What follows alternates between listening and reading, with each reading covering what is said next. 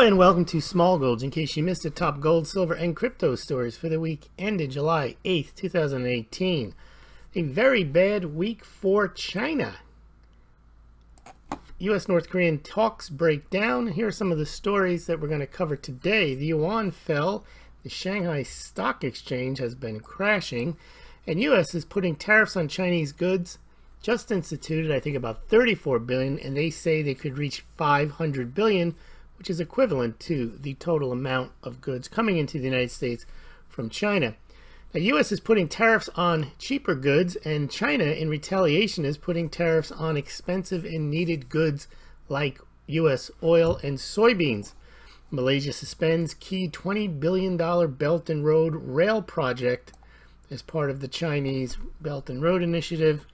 There was to be a rail project from the South China Sea into the Malaya Peninsula, and that has been suspended. And foreign investment in China has also fallen. And this week, Trump will select his Supreme Court pick on Monday night, tomorrow. The top four are Brett Kavanaugh. He is a D.C. Circuit judge appointed by George Bush. A guy named Kethridge.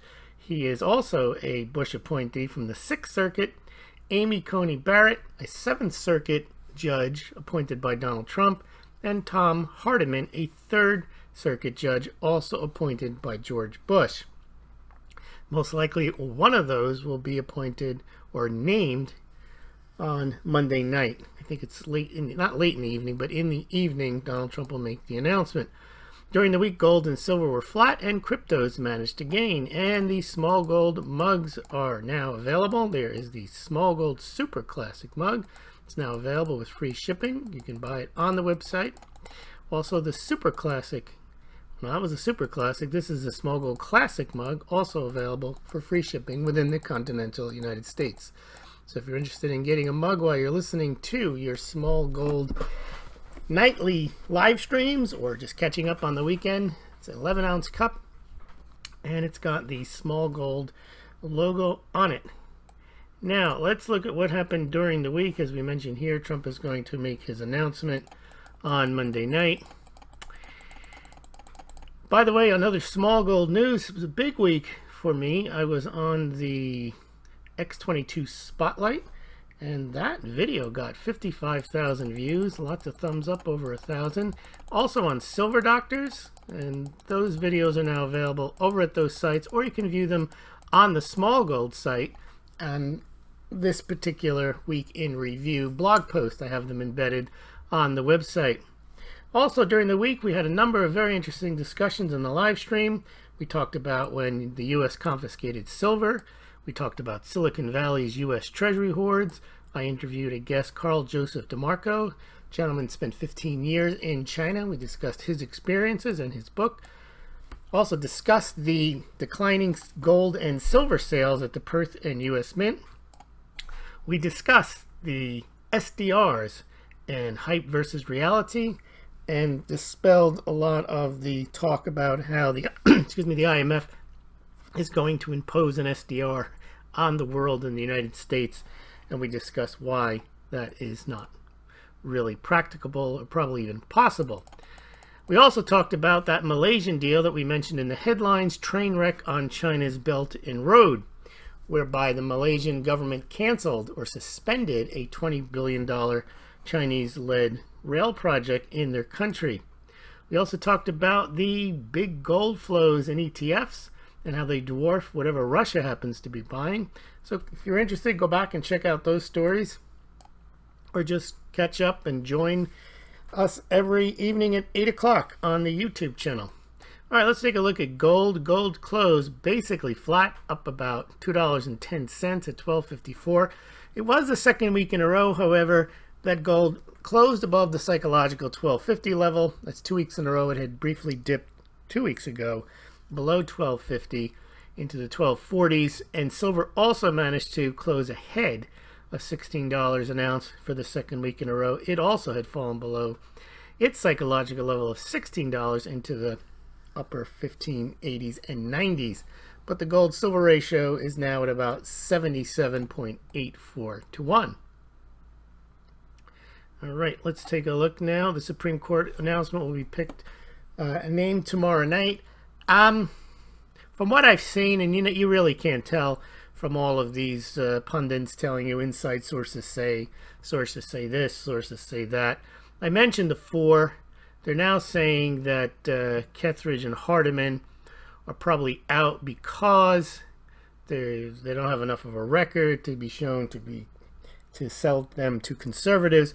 But there's been a lot of talk about Kavanaugh not being true blue conservative either, in that he helped Roberts craft his Obamacare opinion, in that he gave him that idea that you can get out of it, out of striking down the Affordable Health Care Act by calling it a tax. So that's not going to win him any friends. And also there's some talk, and I didn't quite understand, that somehow he's involved with the Clintons and the Vince Foster case.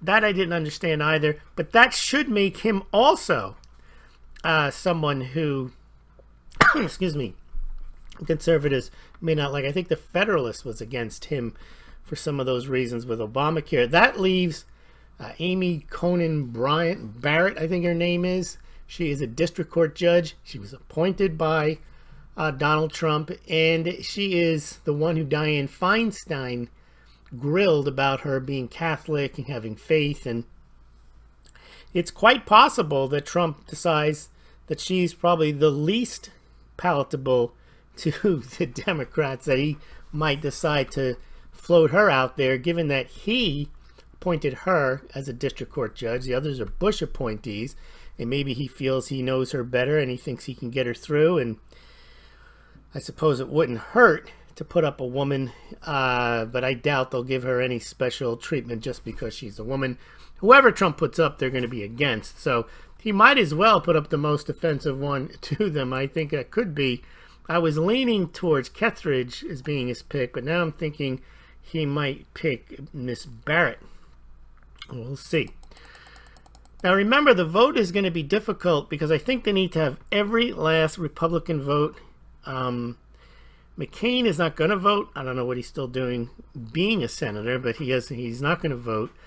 And last time, I think for the vote on Gorsuch, 4 Democrats did vote for him.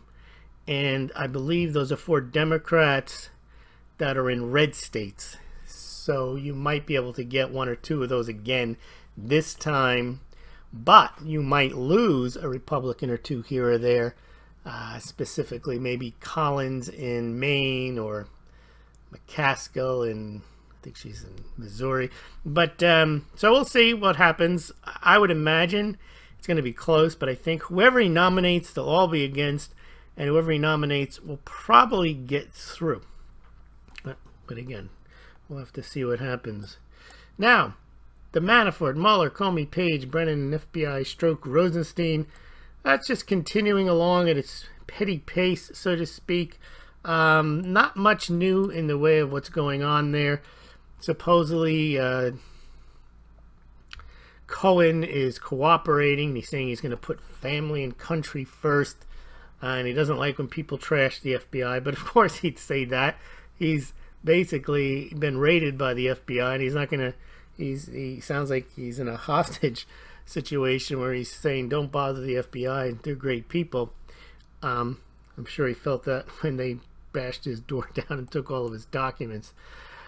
There's just a lot of back and forth. There's all this stuff about, it's spilled over, I guess, into the population, with people taking hats and kicking people out of restaurants. There's just a lot of this, what they call it, like the soft civil war, I suppose, where people have just dug their heels in, and you're either for Trump or against Trump, or you're for whatever it is, and people are taking it very personally. And that's one of the things I mentioned. This, when they name the Supreme Court justice, whoever they name, the rhetoric is going to be fantastic on especially from the Democrats, because you're going to be hearing stories about people losing their health care, their back alley abortions.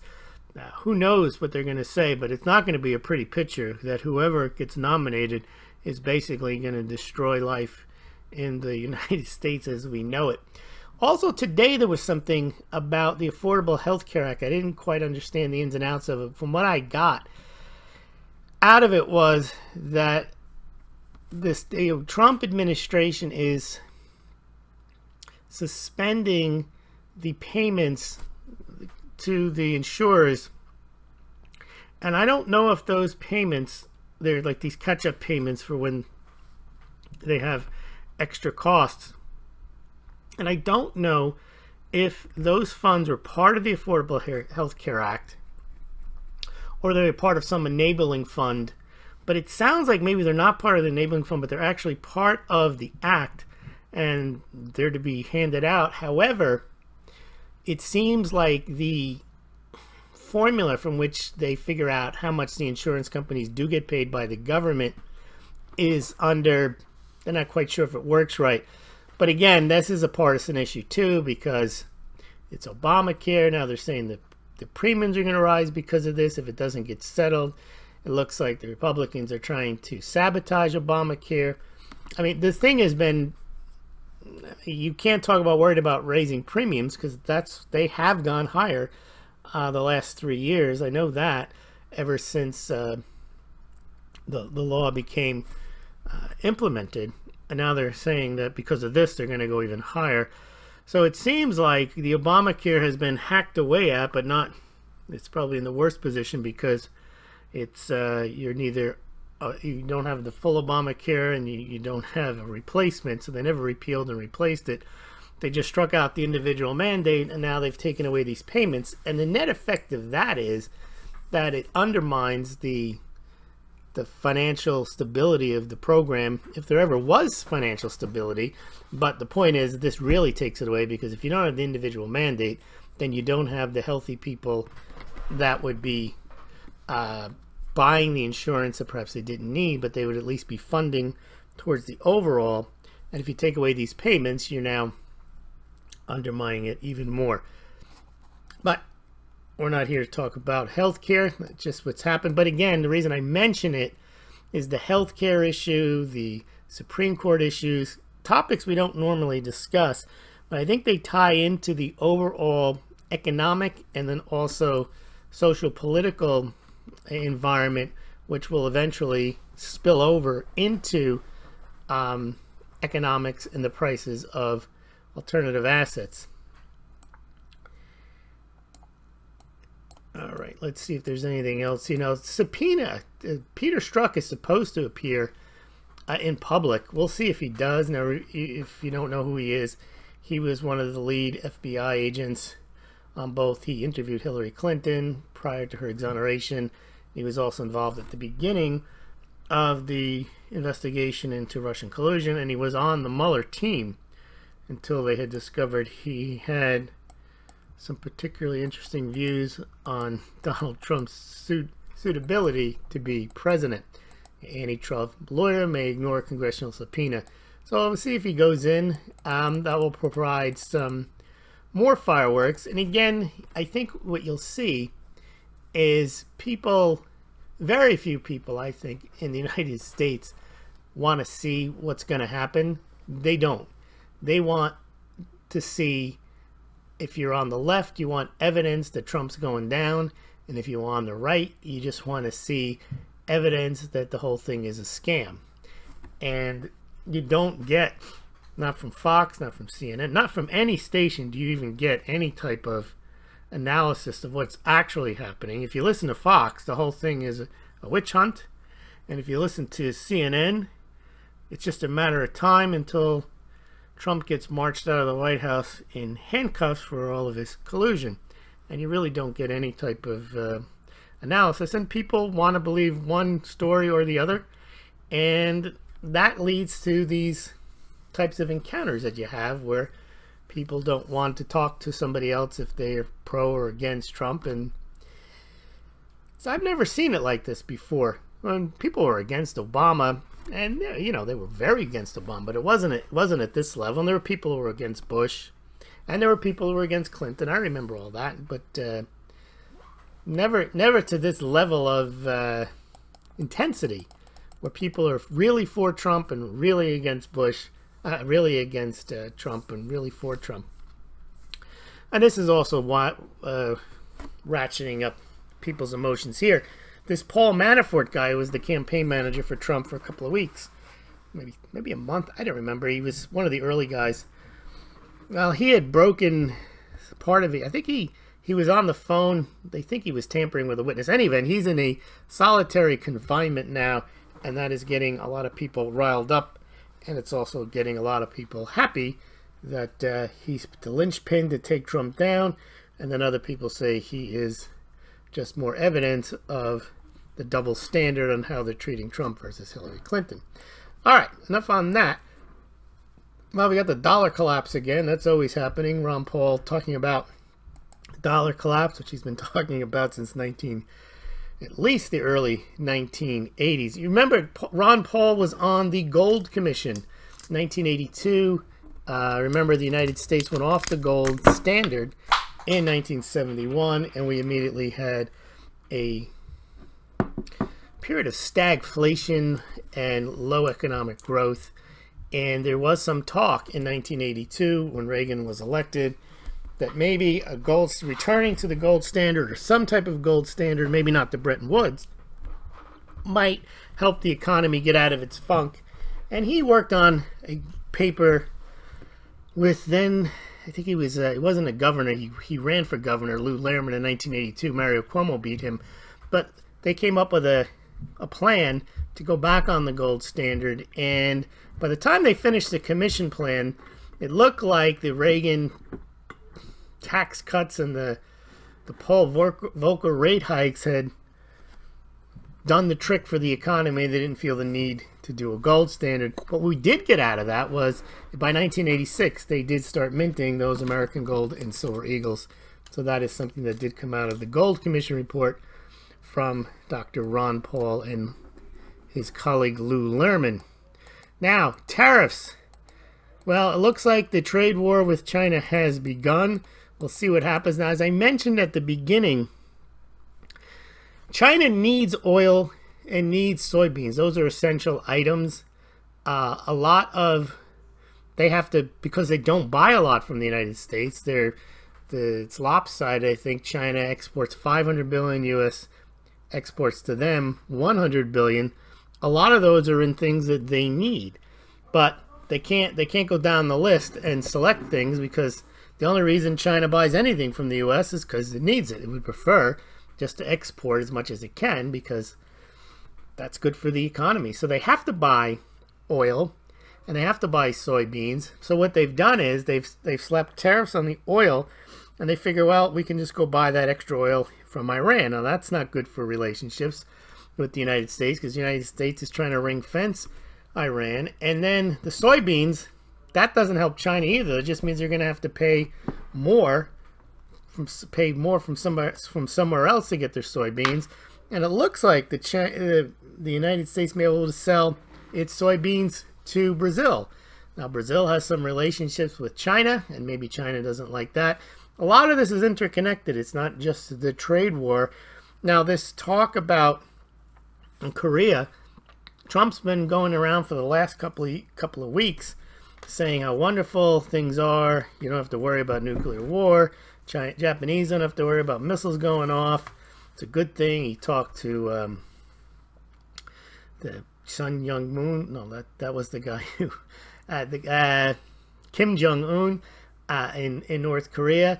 And Pompeo was over there, the Secretary of State, trying to work out whatever arrangements there are to denuclearize the peninsula, which supposedly was in the statement of intent that the two countries signed. And Pompeo came out, thumbs up, good meeting, and the North Koreans said not a good meeting, regrettable, and that the United States was acting like thugs. Now, it's possible that that's just the way they are in their negotiations, have their first warm relations and then say, oh, not so fast.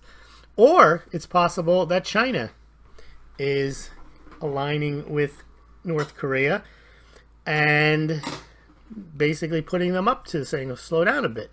We need to stay allied here. China has a border with North Korea. Who knows? I just throw that out there because even though it was a bad week for China, it doesn't have to stay that way. It could change. There's no guaranteed winner or loser in this, despite Donald Trump's statement that it's easy to win trade wars. It would appear that if you're already out of balance, meaning you export less than the other country, that you might be able to get a more favorable deal. But it all depends on what happens if Trump does add more tariffs on more finished Chinese goods and the prices rise. What impact does that have on the economy? What does that have to his popularity? China has perhaps a bigger issue is Trump isn't president for life. The Chinese president is, and he wants to stay there. And if he has issues, he has people that could riot.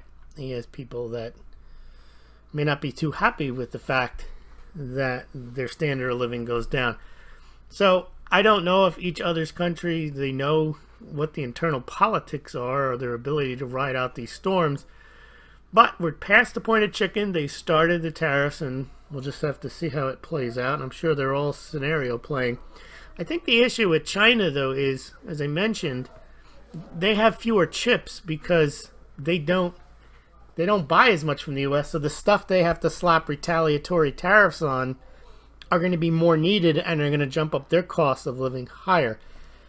Yes, the United States buys televisions and things like that from China, but not everyone needs a TV and not everyone needs a refrigerator right away. But things like soybeans and oil, that immediately ratchets up the cost of living, whereas white goods that come from China may they may ratchet up the consumer price index depending on which items in the basket are included, but they don't necessarily cause harm in the same way that when your country's oil or soybeans are more expensive. But Trump is talking about $500 billion, that's a lot, in tariffs. And China currently saying that the tariffs are going to cut growth by 0.2 percentage points. But of course, if it went to $500 billion, you might cut it by 2 or 3 basis points and not just 0.2 percentage points. It might be 2 or 3%. And of course, a slowing Chinese economy could be devastating to the way they've centrally planned everything and how much wealth is in the nation and wouldn't be there. And now also the yuan has been falling. China's saying they'll halt any disorderly slide. One has to wonder whether it's probably a combination of both, that it's falling, but also China somewhat wants it to fall to take some of the edge off of the tariffs, but we'll see. But Chinese shares, yuan, roiled as U.S. tariff deadline looms. This was early in the week. Shares were down. They actually were up on Friday, not much by a percentage point, but the Shanghai Stock Exchange has lost about 27% over the last few weeks. And the yuan has, it's not at all, it had one of the worst months ever. It had the worst month in June, but it's still not at all-time lows against the dollar. It's back to where it was about a year ago. The slowing of China due to deleveraging and tariffs. Yes, that's my comment. Chinese June manufacturing sector growth ebbs as export orders shrink, obviously. And they have to, that's all mostly because of the deleveraging, but now the tariffs will start to kick in. China realizes that it's over indebted and has to stop. All right. Also here, China fails to lure foreign funds as trade dispute hits stocks. So they've got another problem. They're already restrictive on how you can invest in China, and they don't allow you to own more than 49% of companies. And now it's like, who wants to be in China for this disaster? So they're having trouble attracting foreign investment. And also there's capital controls. So China's not an ideal place to do business, but it can be lucrative, I suppose, if you pick your spots. But I guess it's harder to pick your spots when you're involved in a trade war. Gold back yuan, petro yuan. China's yuan continues to fall, sparking comparisons to 2015 rout. People don't remember there was a devaluation in 2015. Foreign reserve managers cut yen assets, the most in 9 years. So there you go. Remember all this talk about gold-backed yuan, China to crush the dollar, the petro yuan, dollars days are numbered? You got the exact opposite thing happening since all those stories starting back in September 2017 and since the launch of the supposed petro yuan in March of 2018. Multipolar world, China to crush the dollar. Here you go. China's set for record defaults and downgrades tip more pain. So China is teetering right now because it has a lot of state-owned enterprises that have large amounts of non-performing loans or NPLs. And now it has this whole tariff thing that it wasn't planning on. It was planning on trying to deleverage on its own and see if it can navigate towards more of a service economy. And this tariff thing came at the worst possible moment. They were already worried about a Minsky moment. They were already worried about the impact of deleveraging and how they were going to do it, slowing trade. They weren't counting on the yuan going down. They were counting on more foreign investment. None of this is happening. And now here you have Chinese non-performing loans from real estate rise to at least 20%. In other industries, they're even higher. Now, what China does when they have non-performing loans is the People's Bank of China often instructs the state-owned banks to loan the companies more money or to convert the money that they owe into equity, saying, well, no, it's not non-performing, you just have equity, or sometimes to extend the loans to 100 years and then convert them to equity because the theory is, well, they're not going to get paid in your lifetime, so you might as well call that equity. And here is the Chinese stock market down 23%. This was earlier in the week. It fell even further. It did rise a little bit back up. I think it fell below 27,000, but it's above that mark. On Friday, it did manage to eke out a gain. It opens up later today. We'll see where it goes. Now, another story. Malaysia halts a big China-backed rail link project. This is part of the Belt and Road. China relies on not just growth in its country, it's relying on generating growth outside of its borders by investing in infrastructure in what they call the Silk Road or the One Belt, One Road project, whereby they will do things like invest in a rail link project. And this is a $20 billion project, and the idea is that it would bring the two countries together, commerce would flow, money would be made on this. All these are debt-based, and one of the things I had mentioned about this type of project is some of the projects may have a economic basis, meaning that they could reasonably expect but not guarantee that there'll be a return, and others are just, I would imagine, they figure they can get some growth out of it, just build it and hope they come. This one looked like it was more of a, less of a more build it and they will come, but more that something would probably would be a valuable asset to have, and it would be a good inroads into the Malaysian peninsula and increase trade amongst the countries. But that may not happen now. Malaysia, we covered this during the week. If you want to go back and get the ins and outs on that, it's in one of the nightly Smaulgld live streams. Yep, there you go. Chinese firm told to suspend 20 billion rail link in Malaysia. Remember, Belt and Road is a game changer. It's going to crush the dollar, end dollar hegemony. Remember, there's also another project called the Quad. I also covered this in a nightly live stream. It's the United States, Japan, Australia, and India. They're also on the hunt for deals, infrastructure deals and the like along the Belt and Road, and they can either provide bridge financing for Chinese projects that have gone awry.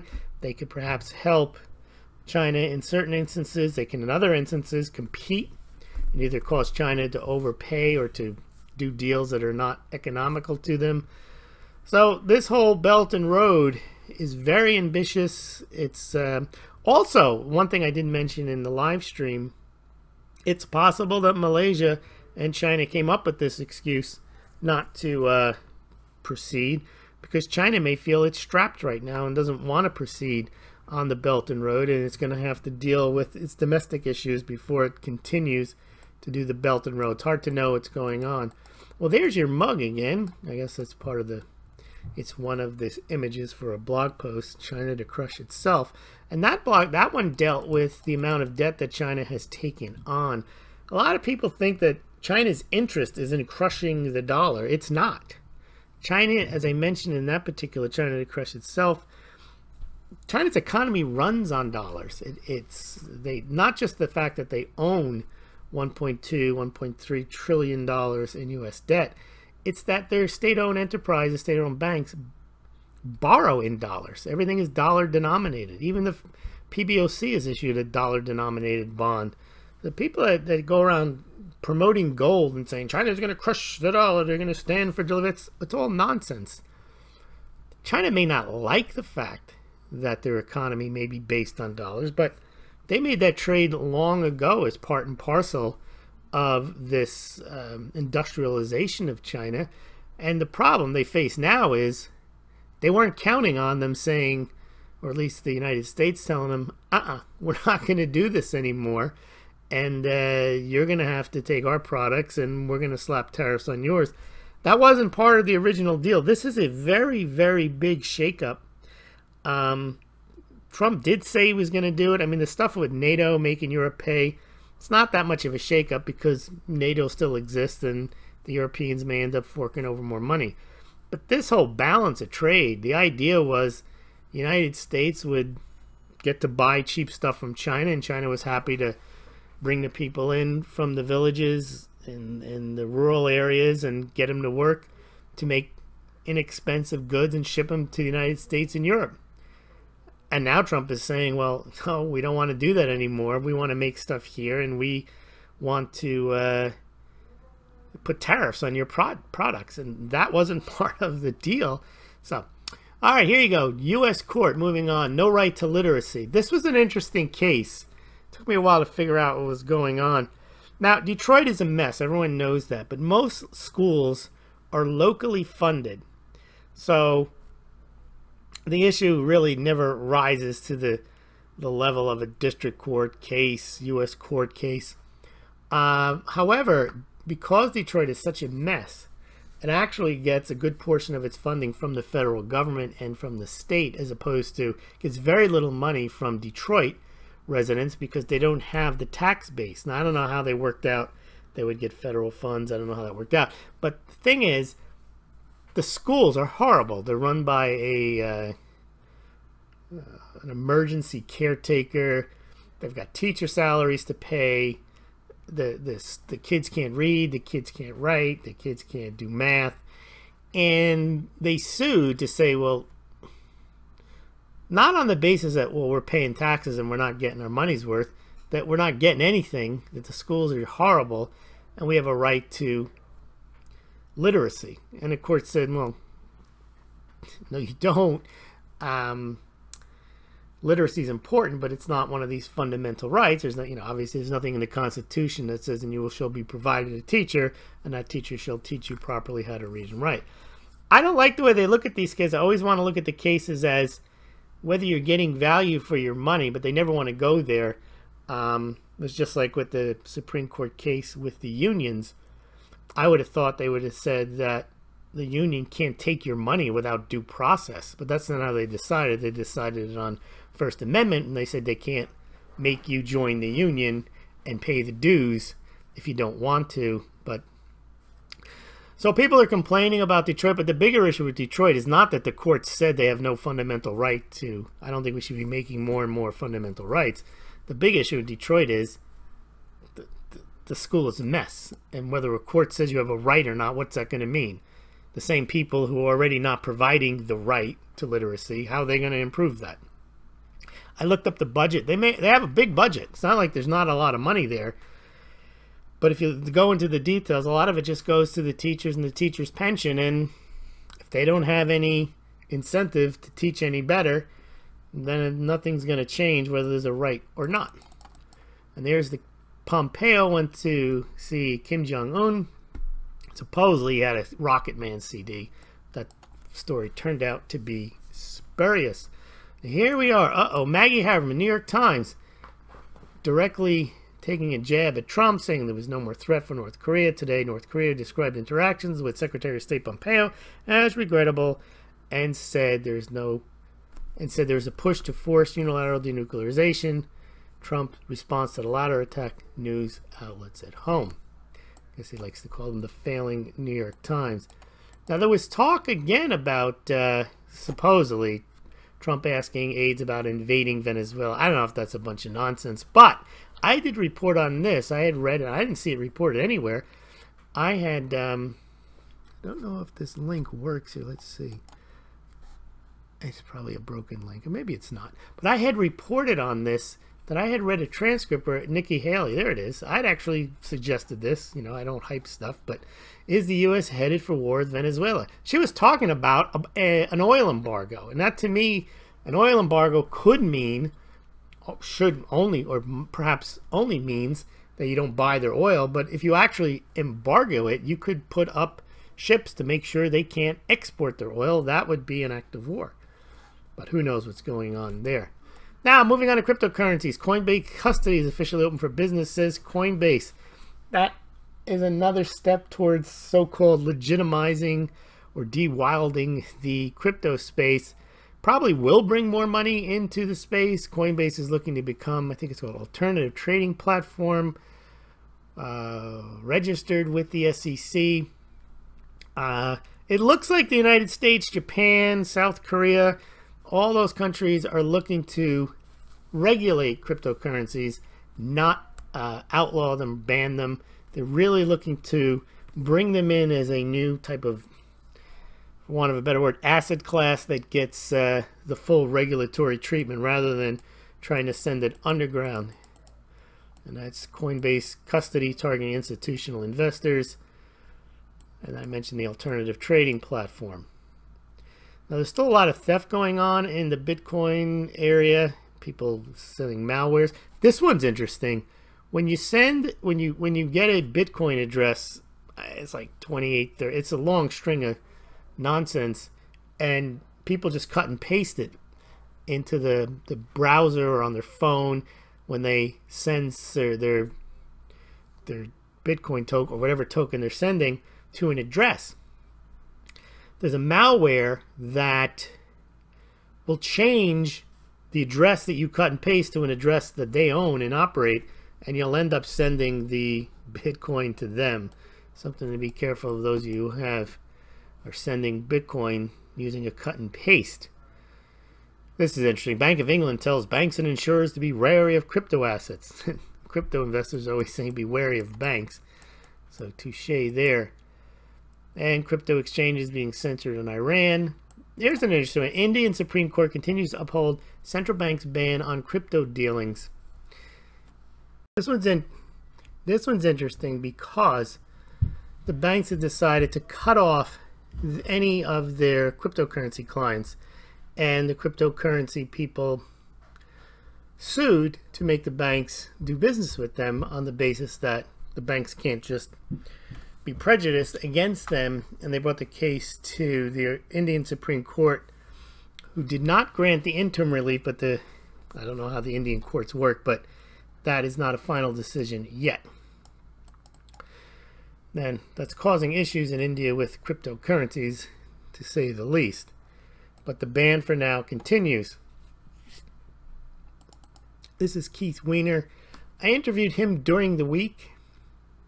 He is working with the Nevada assemblymen to see if they will issue gold bonds. I'm not going to go into the ins and outs of that. There's an interview on that. You can check that out as well.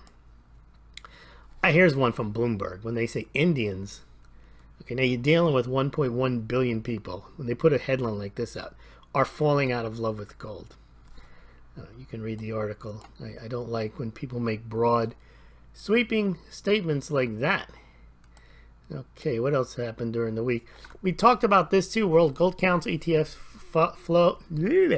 flows fall by 49 tons in June, just to give you an idea how much gold flows in and out of those ETFs at 49 tons in a given month.